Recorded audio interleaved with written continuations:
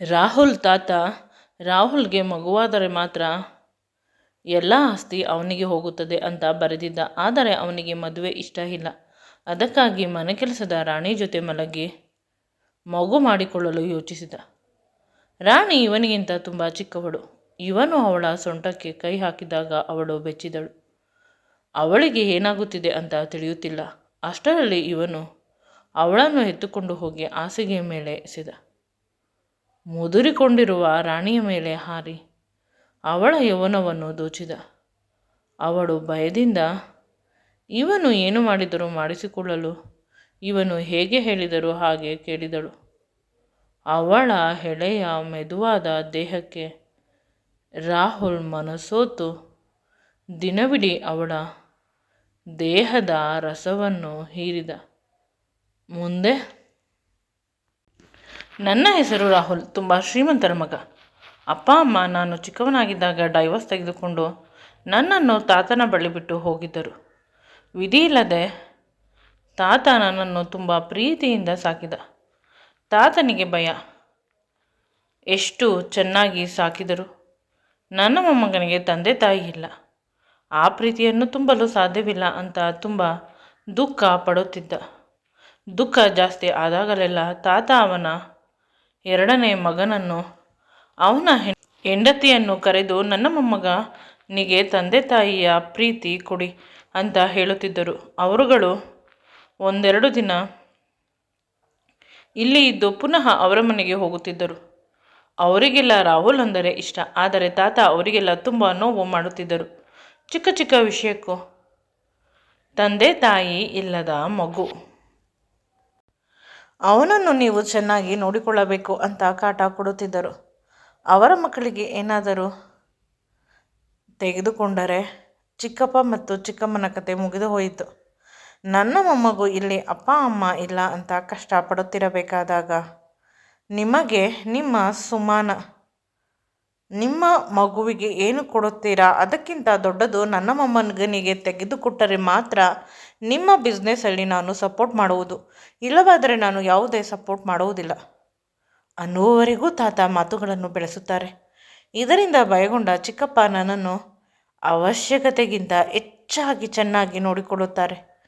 ನನಗೆ ಇದೆಲ್ಲ ಆರ್ಟಿಫಿಷಿಯಲ್ ಅಂತ ಅನಿಸಿದರೂ ಕೂಡ ತಾತ ಮತ್ತು ಚಿಕ್ಕಪ್ಪನ ದ್ವಂದ್ವದ ಭಯದಿಂದ ನಾನು ಸುಮ್ಮನಿರುತ್ತಿದ್ದೆ. ನಾನು ಚಿಕ್ಕಮ್ಮನ ಮನೆಗೆ ಒಮ್ಮೊಮ್ಮೆ ಹೋಗುತ್ತಿದ್ದೆ. ಚಿಕ್ಕಮ್ಮ ನನ್ನನ್ನು ಮಗನ ರೀತಿ ನೋಡಿಕೊಳ್ಳುತ್ತಿದ್ದರು. ಏಕೆಂದರೆ ಅವರಿಗೆ ಇರುವುದು ಇಬ್ಬರೇ ಹೆಣ್ಣು ಮಕ್ಕಳು. ಅವರಿಗೆ ನಾನೆಂದರೆ ತುಂಬ ಇಷ್ಟ. ಅದಕ್ಕಾಗಿ ಅವರ ಹೆಣ್ಣು ಮಕ್ಕಳು ಕೂಡ ನನ್ನ ತಂಗಿಯಂದಿರು ನನ್ನ ಹಿಂದೆ ಮುಂದೆ ಅಣ್ಣ ಅಣ್ಣ ಅಂತ ಸುತ್ತುತ್ತಾರೆ. ನನಗೆ ಅವರಿಂದ ಯಾವುದೇ ತೊಂದರೆ ಇಲ್ಲ. ಅವರೆಲ್ಲ ತುಂಬ ಒಳ್ಳೆಯವರು ಅಂತ ಹೇಳಿದರು. ಆದರೆ ಸಡನ್ನಾಗಿ ಡೈವರ್ಸ್ ತೆಗೆದುಕೊಂಡು ಸಪ್ರೇಟ್ ಆದರು. ನನ್ನನ್ನು ಮತ್ತು ನಿನ್ನನ್ನು ಒಂಟಿ ಮಾಡಿ ಅವರಿಬ್ಬರು ಬೇರೆ ಬೇರೆಯವರ ಜೊತೆ ಹೊಸ ಜೀವನ ಸಾಗಿಸುತ್ತಿದ್ದಾರೆ. ನನಗೆ ಏನಾದರೂ ಹೆಚ್ಚು ಕಡಿಮೆ ಆದರೆ ಅಂತ ತಾತ ಎಮೋಷ್ನಲ್ ಆಗುತ್ತಿದ್ದರು. ತಾತನ ಮಾತು ಸತ್ಯ ಅಂತ ಕೂಡ ಅನಿಸುತ್ತಿತ್ತು. ಆದರೂ ನನ್ನ ಕೈಯಲ್ಲಿ ಏನೂ ಇಲ್ಲ, ದೇವರು ಇಟ್ಟಂತೆ ಆಗಲಿ. ತಾತನ ಪರದಾಟವನ್ನು ನನ್ನ ಕೈಯಲ್ಲಿ ನೋಡಲು ಸಾಧ್ಯವಾಗದೆ ನಾನು ನನ್ನ ಅಪ್ಪ ಅಮ್ಮನನ್ನು ಒಮ್ಮೆ ಭೇಟಿ ಮಾಡಲು ಪ್ರಯತ್ನಿಸಿದೆ. ತಾತನಿಗೆ ತಿಳಿಯದಂತೆ ಇಬ್ಬರನ್ನು ಒಂದು ರೆಸ್ಟೋರೆಂಟ್ನಲ್ಲಿ ಭೇಟಿ ಮಾಡಿದೆ. ಅವರಿಬ್ಬರು ನನ್ನನ್ನು ಚೆನ್ನಾಗಿ ನೋಡಿಕೊಂಡರು. ನನ್ನ ಜೊತೆ ಇದ್ದಾಗ ಎಷ್ಟು ಚೆನ್ನಾಗಿದ್ದೆ, ಈಗ ಸಣ್ಣ ಆಗಿದ್ದೀಯ, ಕಣ್ಣುಗಳು ಒಳಗೆ ಹೋಗಿದೆ ಅಂತ ಅಮ್ಮ ಹೇಳಿದರೆ, ಅಪ್ಪ ಮೊದಲು ನೀನು ಎಷ್ಟು ಓದುತ್ತಿದ್ದೆ, ಈಗ ನಿನ್ನ ಕ್ಲಾಸ್ನಲ್ಲಿ ಮಾರ್ಕ್ಸ್ ಕಡಿಮೆ ಬರುತ್ತಿದೆ ಅಂತ ನಿಮ್ಮ ಟೀಚರ್ ನನಗೆ ಹೇಳುತ್ತಿದ್ದಾರೆ ಅಂದಾಗ ಇವನಿಗೆ ಆಶ್ಚರ್ಯವಾದರೂ ಏನೂ ಮಾತನಾಡಲಿಲ್ಲ. ನನಗೆ ನೀವು ಇಬ್ಬರು ಜೊತೆಯಾಗಿರಬೇಕು ಅಂತ ಅಳುತ್ತಾ ಕೇಳಿಕೊಂಡೆ. ನನ್ನ ಬಳಿ ಇದ್ದಿದ್ದು ಅದೊಂದೇ ಪ್ರಶ್ನೆ, ಅದಕ್ಕೆ ಉತ್ತರ ಬೇಕಿತ್ತು. ಆದರೆ ಅವರಿಬ್ಬರು ನಾವು ಯಾವುದೇ ಕಾರಣಕ್ಕೂ ಒಂದಾಗಲು ಸಾಧ್ಯವೇ ಇಲ್ಲ ಅಂತ ಖಡಾಖಂಡಿತವಾಗಿ ಹೇಳಿದರು. ನನಗೆ ತುಂಬ ದುಃಖವಾಗುತ್ತಿತ್ತು. ಆದರೆ ನನ್ನ ಮಾತನ್ನು ಯಾರೂ ಕೇಳಲು ರೆಡಿಯಿಲ್ಲ. ಅಮ್ಮ ಸ್ವಲ್ಪ ಸಾಫ್ಟಾಗಿ ಇದ್ದಳು ಅಪ್ಪನ ಕಡೆ. ಆದರೆ ಅಪ್ಪ ಖಡಾಖಂಡಿತವಾಗಿ ಆಗುವುದಿಲ್ಲ ಅಂತ ಹೇಳಿಬಿಟ್ಟರು. ಹೊರಗೆ ಬಂದು ನೋಡಿದಾಗ ತಮ್ಮ ಎರಡನೇ ಹೆಂಡತಿ, ಅವರ ಜೊತೆ ಇದ್ದ ಒಂದು ಪುಟ್ಟ ಹೆಣ್ಣು ಮಗು, ಅಂದರೆ ನನ್ನ ತಂಗಿ, ಅಪ್ಪನ ಎರಡನೇ ಹೆಂಡತಿಯ ಮಗಳು ಅನ್ನುವುದು ತಿಳಿಯಿತು. ನಂತರ ಆ ಕಾರು ಹೊರಟು ಹೋಯಿತು. ಅಮ್ಮ ನನ್ನನ್ನು ನೋಡುತ್ತಾ ಅಳುತ್ತಾ ಗಟ್ಟಿಯಾಗಿ ತಬ್ಬಿಕೊಂಡು, ನನ್ನನ್ನು ಕ್ಷಮಿಸು ಮಗು, ನಿನ್ನ ಅಪ್ಪನ ಮೇಲಿನ ಕೋಪಕ್ಕೆ ನಿನ್ನ ಜೀವನವನ್ನು ಹಾಳು ಮಾಡಿದೆ. ನೀನು ಈಗಲೇ ಬಂದುಬಿಡು, ನಾನು ನಿನ್ನನ್ನು ಸಾಕಿಕೊಳ್ಳುತ್ತೇನೆ ಅಂತ ಹೇಳಬೇಕಾದಾಗ ಅಮ್ಮನ ಬೆನ್ನ ಹಿಂದೆ ಒಬ್ಬ ಉದ್ದನೆಯ ಗಂಡಸು ಬಂದ. ಅವರನ್ನು ಎಲ್ಲೋ ನೋಡಿದ ನೆನಪು. ಅದು ಅಪ್ಪನ ಗೆಳೆಯ ಕೀರ್ತಿ ಅಂಕಲ್. ಅವರು ಅಮ್ಮನ ಕೈಯನ್ನು ಹಿಡಿದುಕೊಂಡರು. ಆಗ ತಿಳಿಯಿತು ಅಮ್ಮನನ್ನು ಇವರು ಮದುವೆ ಆಗಿರಬಹುದು ಅಂತ. ಕೀರ್ತಿ ಅಂಕಲ್ ಮತ್ತು ಅಮ್ಮ ನನ್ನನ್ನು ಬಂದು ಹಿಡಿದುಕೊಳ್ಳುವುದರಲ್ಲಿ ಇದ್ದರು. ಆಗ ತಾತ ಅವರನ್ನು ದೂರ ತಳ್ಳಿ, ನಿನ್ನ ಗಂಡನಿಗೆ ಅವನ ಸುಖ, ನಿನಗೆ ನಿನ್ನ ಸುಖ ಬೇಕು. ನನ್ನ ಮಗು ನನಗೆ ಭಾರವಲ್ಲ. ಅವನನ್ನು ನನ್ನ ಸಾಮ್ರಾಜ್ಯದ ರಾಜನನ್ನಾಗಿ ಮಾಡುತ್ತೇನೆ. ನಾನು ಎಂದೂ ಕೂಡ ನನ್ನ ಮಗನನ್ನು ನಂಬಿರಲಿಲ್ಲ. ನನಗೆ ಗೊತ್ತು, ಅವನು ಹುಟ್ಟಿದ ಸಮಯದಿಂದಲೂ ನನಗೆ ತುಂಬ ಕಷ್ಟ ಕೊಡುತ್ತಿದ್ದ, ಪದೇ ಪದೇ ನೋವು ಮಾಡುತ್ತಿದ್ದ. ಆದರೆ ನೀನು ಮಾತ್ರ ತುಂಬ ಒಳ್ಳೆಯ ಸೊಸೆ ಅಂತ ಅಂದುಕೊಂಡಿದ್ದೆ. ನೀನು ಕೂಡ ಅಂತ ತಾತ ಕೋಪದಿಂದ ಮತ್ತೇನೋ ಮಾತನಾಡದೆ ನನ್ನ ಕೈಯನ್ನು ಗಟ್ಟಿಯಾಗಿ ಹಿಡಿದುಕೊಂಡು ಹೊರಬಂದರು. ನನಗೆ ಈಗಲೂ ಅರ್ಥವಾಗುತ್ತಿಲ್ಲ ತಾತ ಏಕೆ ಹೀಗೆ ಹಾಡಿದರು ಅಂತ. ಕಾರಿನಲ್ಲಿ ಬರುತ್ತಿರಬೇಕಾದಾಗ ಅಮ್ಮ ನನ್ನನ್ನು ನೋಡಿ ಅಳುತ್ತಿದ್ದಳು. ಕೀರ್ತಿ ಅಂಕಲ್ ಬಂದು ಅವಳನ್ನು ಗಟ್ಟಿಯಾಗಿ ತಬ್ಬಿಕೊಂಡರು. ತಾತನ ಬಳಿ ಕೇಳಿದೆ, ಅಪ್ಪ ನನ್ನನ್ನು ನೋಡಿ ಅತ್ತಿಲ್ಲ, ಸ್ವಲ್ಪ ಎಮೋಷ್ನಲ್ ಆದರೂ ಅಷ್ಟೇ ಅಂತ ಹೇಳಿದಾಗ ನನಗೂ ಕೂಡ ನಿನ್ನ ಅಮ್ಮ ಅಂದರೆ ಇಷ್ಟ. ಅವಳೇನಾದರೂ ನಮ್ಮ ಮನೆಗೆ ಬಂದರೆ ನಿನ್ನ ಅಪ್ಪ ಅವಳನ್ನು ನೆಮ್ಮದಿಯಾಗಿ ಬದುಕಲು ಬಿಡುವುದಿಲ್ಲ. ಈಗ ಅವಳು ಕೀರ್ತಿಯ ಜೊತೆ ಸುಂದರವಾದ ಬದುಕನ್ನು ಕಟ್ಟಿಕೊಂಡು ಬದುಕುತ್ತಿದ್ದಾಳೆ. ನೆಮ್ಮದಿಯಾಗಿ ಇರಲಿ. ಅವಳು ನನಗೆ ಮಗಳ ರೀತಿ. ಮತ್ತು ನೀವು ಅವರ ಜೊತೆ ಅಷ್ಟು ರಫ್ ಆಗಿ ಮಾತನಾಡಿದಿರಿ. ಅವಳು ಸತ್ಯವನ್ನು ಒಪ್ಪಿಕೊಳ್ಳುವುದಿಲ್ಲ. ಪದೇ ಪದೇ ನಿನ್ನ ಬಳಿ ಮತ್ತು ನನ್ನ ಬಳಿ ಬಂದು ಅವಳ ಇರುವ ಜೀವನವನ್ನು ಹಾಳು ಮಾಡಿಕೊಳ್ಳುತ್ತಾಳೆ. ಎಲ್ಲ ವಿಷಯ ಕೀರ್ತಿಗೆ ಗೊತ್ತು. ನಾನೇ ಹೇಳಿದ್ದು ಕೀರ್ತಿಗೆ, ನಿನ್ನ ಅಮ್ಮನನ್ನು ಮದುವೆಯಾಗಿ ಒಂದು ಹೊಸ ಜೀವನವನ್ನು ಕೊಡಲು ಅವಳು ಒಪ್ಪಿರಲಿಲ್ಲ. ಜೀವನ ಪರ್ಯಂತ ನಿನ್ನನ್ನು ನೋಡಿಕೊಂಡು ಬದುಕನ್ನು ಸಾಗಿಸುತ್ತೇನೆ ಅಂತ. ನೀನು ಸ್ವಲ್ಪ ದೊಡ್ಡವನಾದ ಮೇಲೆ ಅವಳಿಗೆ ಪಶ್ಚಾತ್ತಾಪವಾಗಬಾರದು. ನನಗೂ ಒಬ್ಬ ಕಂಪನಿ ಇರಬೇಕಿತ್ತು ಅಂತ. ಹೆಣ್ಣು ಜೀವ ಅಂತ ತಾತ ಕಣ್ಣಲ್ಲಿ ನೀರು ಹಾಕಿಕೊಂಡರು. ಆಗ ಅರ್ಥವಾಯಿತು, ನಾನು ಒಂಟಿ ಅಂತ ಬೇಸರ ಮಾಡಿಕೊಳ್ಳಬಾರದು. ಅಮ್ಮ ನನಗಾಗಿ ತ್ಯಾಗ ಮಾಡಲು ರೆಡಿ ಇದ್ದಳು. ಆದರೆ ತಾತ ತನ್ನ ಮಗಳ ಜೀವನ ಹಾಳಾಗಬಾರದು ಅಂತ ಈ ರೀತಿ ಮಾಡಿದ್ದಾರೆ. ನಾನು ಇನ್ನು ಧೈರ್ಯವಾಗಿ ಇವೆಲ್ಲವನ್ನು ಫೇಸ್ ಮಾಡಬೇಕು. ಅಮ್ಮನನ್ನು ಅಪರೂಪಕ್ಕೆ ಮೀಟ್ ಮಾಡಬಹುದಾ ಅಂತ ಕೇಳಿದಾಗ ತಾತ ವಾರಕ್ಕೆ ಒಂದು ಬಾರಿ ಡ್ರೈವರ್ ಜೊತೆ ಕಳಿಸಿಕೊಡುತ್ತೇನೆ, ಹೋಗಿ ಬಾ ಅಂತ ನನ್ನನ್ನು ತಬ್ಬಿಕೊಂಡು ಮುತ್ತನ್ನು ಕೊಟ್ಟರು. ಅಷ್ಟೇ. ದೊಡ್ಡವನಾದಂತೆ ಅನ್ನಿಸಲು ಶುರುವಾಯಿತು.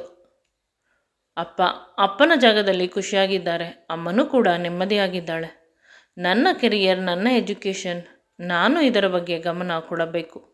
ಅಪ್ಪ ಅಮ್ಮ ಇವರ ಬಗ್ಗೆ ಗಮನ ಕೊಡುವಷ್ಟು ಸಮಯ ಇಲ್ಲ. ತಾತನ ಬಿಸ್ನೆಸ್ಸನ್ನು ದೊಡ್ಡದು ಮಾಡಬೇಕು, ಆದರೆ ಅವರಿಗೆ ಸರಿಯಾಗಿ ಬರುವುದಿಲ್ಲ ಎಲ್ಲವನ್ನು ಮೇಂಟೈನ್ ಮಾಡಲು.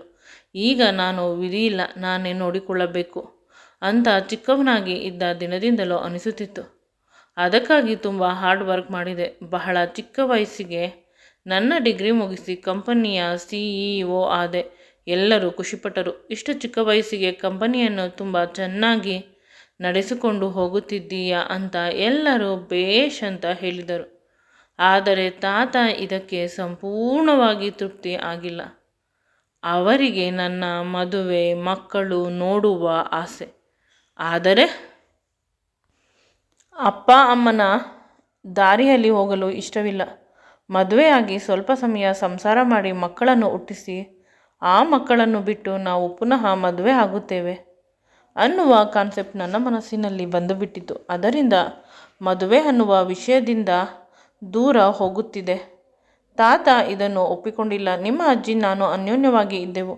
ನಿನ್ನ ಚಿಕ್ಕಪ್ಪ ಮತ್ತು ಚಿಕ್ಕಮ್ಮ ಇಬ್ಬರೂ ಕೂಡ ಅನ್ಯೋನ್ಯವಾಗಿ ಇದ್ದಾರೆ ಅಂದಾಗ ನಾನು ಹೇಳುತ್ತಿದ್ದೆ ನನಗೆ ಅವರ ಜೀನ್ಸ್ ಬಂದಿರಬಹುದು, ಆದರೆ ಅದಕ್ಕಿಂತ ಹೆಚ್ಚಾಗಿ ಯಾವ ಹುಡುಗಿಯನ್ನು ನೋಡಿದರೂ ಜೀವನ ಪರ್ಯಂತ ಬದುಕಬೇಕು ಅಂತ ಅನಿಸುವುದಿಲ್ಲ. ಬದಲಾಗಿ ನಿನ್ನನ್ನು ಕಂಡರೆ ತುಂಬ ಇಷ್ಟ. ನೀನು ಮಾತ್ರ ನನ್ನ ಜೀವನದಲ್ಲಿ ನಿಜವಾದ ಪ್ರೀತಿ.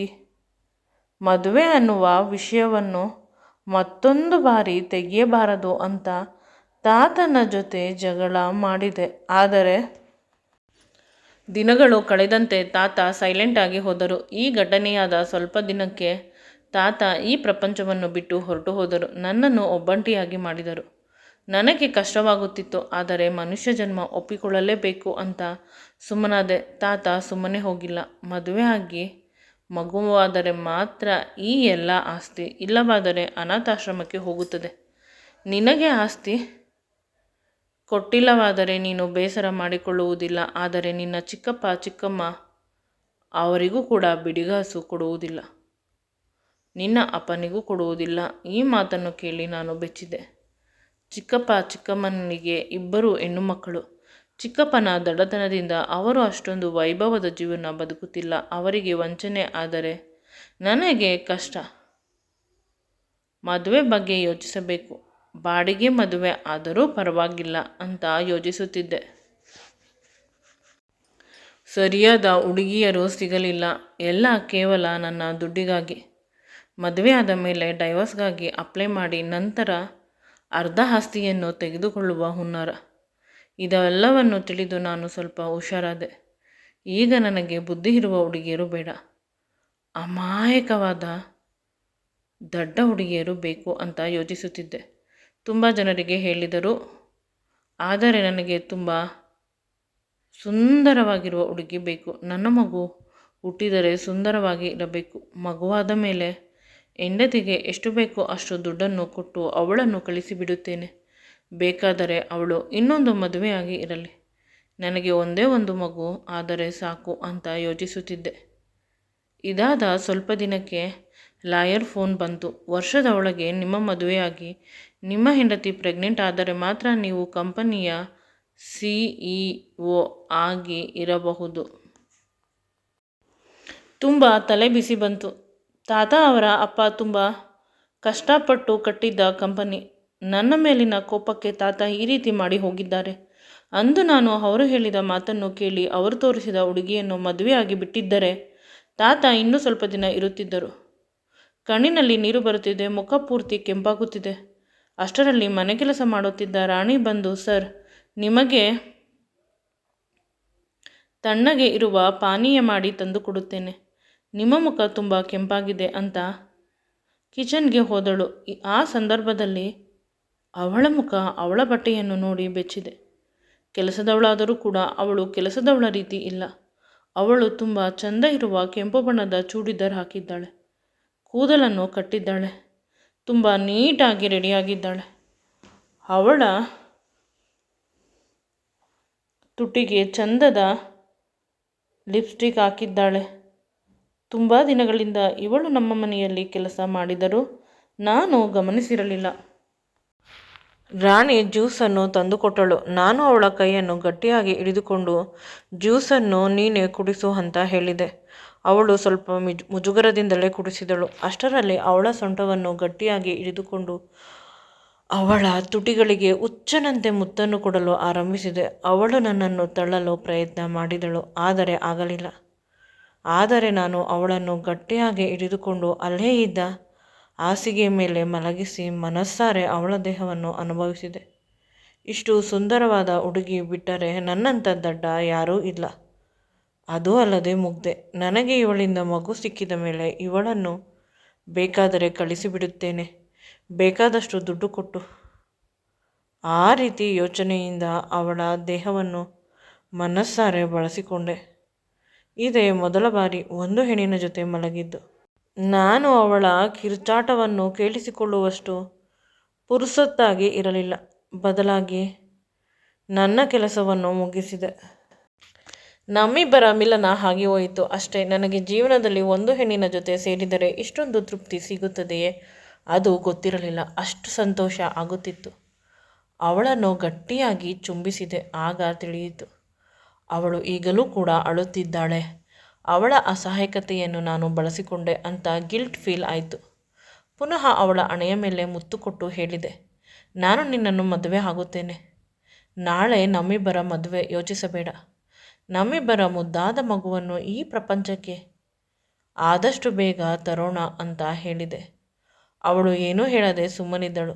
ಮಾರನೇ ದಿನ ಚಿಕ್ಕಪ್ಪ, ಚಿಕ್ಕಮ್ಮ, ತಾತನ ಗೆಳೆಯರು ಮತ್ತು ನಮ್ಮ ಫ್ಯಾಮಿಲಿ ಲಾಯರ್ ಇವರ ಸಮ್ಮುಖದಲ್ಲಿ ದೇವಸ್ಥಾನದಲ್ಲಿ ತುಂಬ ಸಿಂಪಲ್ ಆಗಿ ಮದುವೆ ಮಾಡಿಕೊಂಡೆ. ಆಗಲೂ ಕೂಡ ಹುಡುಗಿ ನಗುತ್ತಿರಲಿಲ್ಲ. ಅವಳಿಗೆ ನಿನ್ನೆ ನಾನು ಮಾಡಿರುವ ಗಾಯ ತುಂಬ ಆಗಿದೆ, ಮನಸ್ಸಿನ ಮೇಲೂ ಮತ್ತು ದೇಹದ ಮೇಲೂ.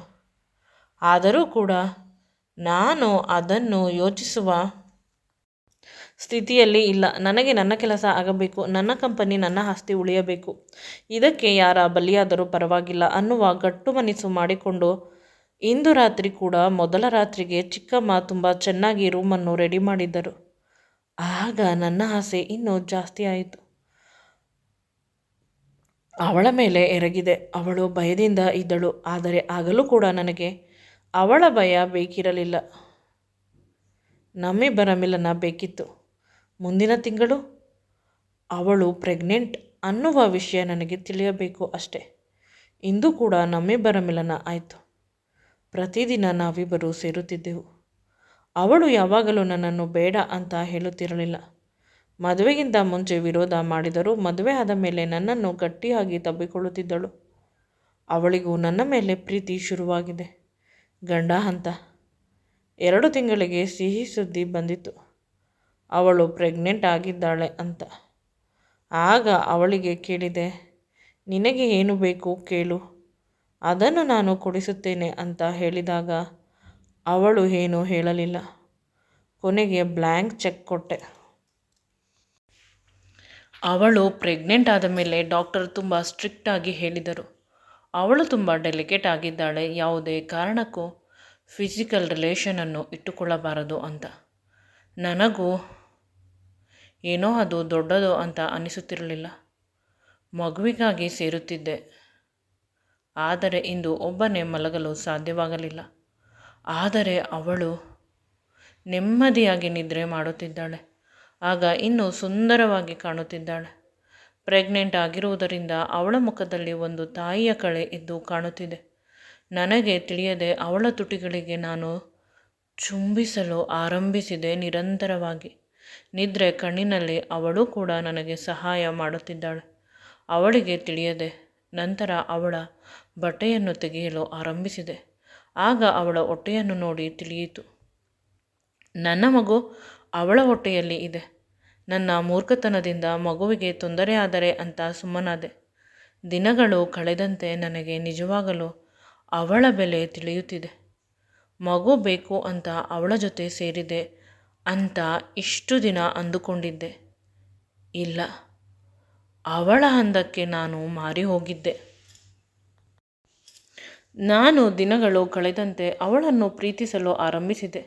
ಈಗ ನನಗೆ ಅನಿಸುತ್ತಿದೆ, ನನ್ನ ಮಗುವಿಗೆ ಅವಳು ತಾಯಿಯಾಗುತ್ತಿದ್ದಾಳೆ. ಅದಕ್ಕೆ ನನ್ನ ಮೇಲೆ ಅವಳಿಗೆ ಪ್ರೀತಿ, ನನಗೂ ಕೂಡ ಅವಳ ಮೇಲೆ ಪ್ರೀತಿ. ಮಗು ಆದ ಮೇಲೆ ಮಗು ಕೊಟ್ಟು ಅವಳು ಹೊರಟು ಹೋದರೆ ಹೇಗೆ ಇರುವುದು ಅನ್ನುವ ಯೋಚನೆ ಇತ್ತು. ತುಂಬ ಸಲ ನಾನು ಈ ಮಾತನ್ನು ಅವಳ ಎದುರಿಗೆ ಹಾಡಿದ್ದಾಗ ಅವಳು ಮಗು ಕೊಟ್ಟು ಹೋಗಲು ಒಪ್ಪಿದ್ದಳು. ನಾನು ಹೇಳಿದ್ದ ಮಾತನ್ನು ಅವಳು ಸೀರಿಯಸ್ ಆಗಿ ತೆಗೆದುಕೊಂಡರೆ ಅನ್ನುವ ಭಯವಿತ್ತು. ಈ ಭಯದಲ್ಲೇ 9 ತಿಂಗಳು ಆಯಿತು. ತುಂಬ ಅದ್ಧೂರಿಯಾಗಿ ಸೀಮಂತ ಮಾಡಿದೆ. ಈಗ ನನಗೆ ಅವಳನ್ನು ಹೆಂಡತಿ ಅಂತ ಹೇಳಿಕೊಳ್ಳಲು ಕೂಡ ಖುಷಿಯಾಗುತ್ತಿದೆ. ನನ್ನ ಅಪ್ಪ ಅಮ್ಮನಿಗೂ ಕೂಡ ಆಮಂತ್ರಣ ಕೊಟ್ಟಿದ್ದೆ. ಎಲ್ಲರೂ ಬಂದು ಅವಳನ್ನು ಆಶೀರ್ವಾದ ಮಾಡಿ ಹೋದರು. ಸೀಮಂತ ಆದ 2 ದಿನಕ್ಕೆ ಅವಳು ಹೊಟ್ಟೆ ನೋವು ಅಂತ ಹೇಳಿದಾಗ ರಾಣಿಯನ್ನು ನಾನು ಮತ್ತು ನಮ್ಮ ಮನೆಯ ಸಿಬ್ಬಂದಿ ಆಸ್ಪತ್ರೆಗೆ ಸೇರಿಸಿದೆವು. ತುಂಬ ಸಮಯವಾದರೂ ಡೆಲಿವರಿ ನಾರ್ಮಲ್ ಆಗಿ ಆಗುತ್ತಿಲ್ಲ. ಡಾಕ್ಟರ್ ಬಂದು ಹೇಳುತ್ತಿದ್ದಾರೆ, ಪೇಷಂಟ್ ತುಂಬ ರೆಸ್ಟ್ಲೆಸ್ ಆಗಿದ್ದಾರೆ, ನೀವು ಬಂದು ಅವರಿಗೆ ಸಮಾಧಾನ ಮಾಡಿ ಅಂತ ನನ್ನನ್ನು ಆಪರೇಷನ್ ಥಿಯೇಟರ್ ಒಳಗೆ ಕರೆದುಕೊಂಡು ಹೋದರು. ನಾನು ಅವಳ ಕೈಯನ್ನು ಗಟ್ಟಿಯಾಗಿ ಹಿಡಿದೆ ಅಷ್ಟೆ. ಅವಳು ನನ್ನನ್ನು ನೋಡಲು ಆರಂಭಿಸಿದಳು. ಅವನ ಕಣ್ಣುಗಳಿಂದ ನೀರು ಬರುತ್ತಿತ್ತು. ಅವಳಲ್ಲಿರುವ ನೋವು ನನಗೆ ಈಗ ಅರ್ಥವಾಯಿತು. ನಾನು ಅವಳನ್ನು ಗಟ್ಟಿಯಾಗಿ ತಬ್ಬಿಕೊಂಡು ಹೇಳಿದೆ, ನಿನ್ನನ್ನು ನಾನು ಎಂದು ಬಿಟ್ಟುಕೊಡುವುದಿಲ್ಲ. ಈಗ ನನಗೆ ಮಗುವಿಗಿಂತಲೂ ನೀನು ಹೆಚ್ಚು. ಮೊದಲು ನಿನ್ನ ಪರ್ಮಿಷನ್ ಕೇಳದೆ ದೇಹವನ್ನು ಬಳಸಿಕೊಂಡೆ. ತಪ್ಪು ಮಾಡಿದೆ. ಅದಕ್ಕೆ ಕ್ಷಮಿಸು. ಯಾವುದೇ ಕಾರಣಕ್ಕೂ ನನ್ನನ್ನು ತಾತ ಬಿಟ್ಟು ಹೋದ ಹಾಗೆ ಬಿಟ್ಟು ಹೋಗಬೇಡ. ಒಬ್ಬಂಟಿ ಮಾಡಬೇಡ. ನನಗೆ ನೀನು ಬೇಕು ಅಂತ ಅವಳ ಹಣೆಗಳ ಮೇಲೆ ಮುತ್ತು ಕೊಡಲು ಆರಂಭಿಸಿದೆ. ಅವಳು ನಗುತ್ತಿದ್ದಾಳೆ. ಅವಳ ಕಣ್ಣುಗಳಿಂದ ಆನಂದ ಬಾಷ್ಪ ಬರುತ್ತಿದೆ ಅಷ್ಟೆ. ಅಷ್ಟರಲ್ಲಿ ಮಗುವಿನ ಶಬ್ದ ಕೇಳಿಸಿತು. ಇಬ್ಬರು ಆ ಕಡೆ ನೋಡಿದಾಗ ತಿಳಿಯಿತು, ಅವಳಿಗೆ ಈ ಗ್ಯಾಪಲ್ಲಿ ಮಗು ಆಗಿಬಿಟ್ಟಿದೆ. ನಾನು ಅವಳನ್ನು ಮುದ್ದಿಸಬೇಕಾದಾಗ ಅವಳ ದೇಹ ಸಂಪೂರ್ಣವಾಗಿ ನಾರ್ಮಲ್ ಆಗಿದೆ. ಮನೆಯಲ್ಲಿ ಎಲ್ಲರೂ ಖುಷಿಪಟ್ಟರು. ಏಕೆಂದರೆ ಗಂಡು ಮಗು ಹುಟ್ಟಿರುವುದು. ತಾತ ಸತ್ತ ವರ್ಷದ ಒಳಗಡೆ ಮಗು ಹುಟ್ಟಿರುವುದರಿಂದ ತಾತನೇ ಪುನಃ ಹುಟ್ಟಿ ಬಂದಿದ್ದಾನೆ ಅಂತ ಎಲ್ಲರೂ ಸಂಭ್ರಮಿಸಿದರು. ರಾಣಿಯನ್ನು ನಿಜವಾಗಲೂ ರಾಣಿಯ ರೀತಿ ಪ್ರತಿಯೊಬ್ಬರೂ ನೋಡಿಕೊಳ್ಳುತ್ತಿದ್ದಾರೆ. ನಾನು ಕೂಡ ಅವಳನ್ನು ತುಂಬ ಚೆನ್ನಾಗಿ ನೋಡಿಕೊಳ್ಳುತ್ತಿದ್ದೇನೆ. ದಿನಗಳು ಕಳೆದಂತೆ ತಿಳಿಯಿತು, ಅವಳು ನನ್ನ ತಾತನ ಗೆಳೆಯನ ಮೊಮ್ಮಗಳು. ತಾತ ನನಗಾಗಿ ಅಂತ ಅವಳನ್ನು ಮನೆಗೆ ಕರೆದುಕೊಂಡು ಬಂದಿದ್ದರು. ಅವಳ ಮೇಲೆ ಪ್ರೀತಿ ಶುರುವಾಗಲಿ ಅಂತ. ನನ್ನ ಕಣ್ಣೆದುರಿಗೆ ರಾಣಿ ಓಡಾಡಿದರೆ ಅವಳ ಸೌಂದರ್ಯಕ್ಕೆ ಮರಳು ಆಗಿ ನಾನು ಅವಳನ್ನು ಪ್ರೀತಿಸುತ್ತೇನೆ ಅಂತ. ಪ್ರತ್ಯಕ್ಷವಾಗಿ ಪರೋಕ್ಷವಾಗಿ ತಾತ ಹೇಗೆ ಅಂದುಕೊಂಡಿದ್ದರೋ ಅದೇ ರೀತಿಯಾಗಿ ರಾಣಿ ನನ್ನ ಹೆಂಡತಿ, ನನ್ನ ಮಗುವಿನ ತಾಯಿ, ನನ್ನ ಮನೆಯ ಮನಸ್ಸಿನ ರಾಣಿ. ಅವಳಿಗಾಗಿ ನಾನು ಸಂಪೂರ್ಣ ಶರಣು. ಅವಳ ಪ್ರೀತಿಯಲ್ಲಿ ನಾನು ಸಂಪೂರ್ಣವಾಗಿ ಮುಳುಗಿ ಹೋಗಿದ್ದೇನೆ. ನನ್ನ ಬದುಕು ದಿನದಿಂದ ದಿನಕ್ಕೆ ತುಂಬ ಸುಂದರವಾಗಿ ಸಾಗುತ್ತಿದೆ. ನಾನು ಕೂಡ ಸುಂದರವಾದ ಜೀವನವನ್ನು ರಾಣಿಯ ಜೊತೆ ಕಟ್ಟಿಕೊಂಡಿದ್ದೇನೆ. ಮುಂದೆ ಈ ವಿಡಿಯೋ ನಿಮಗೆ ಇಷ್ಟವಾಗಿದ್ದಲ್ಲಿ ದಯವಿಟ್ಟು ನನ್ನ ಚಾನಲನ್ನು ಲೈಕ್ ಮಾಡಿ, ಶೇರ್ ಮಾಡಿ ಮತ್ತು ಸಬ್ಸ್ಕ್ರೈಬ್ ಮಾಡಿ. Thanks for watching and keep supporting me always.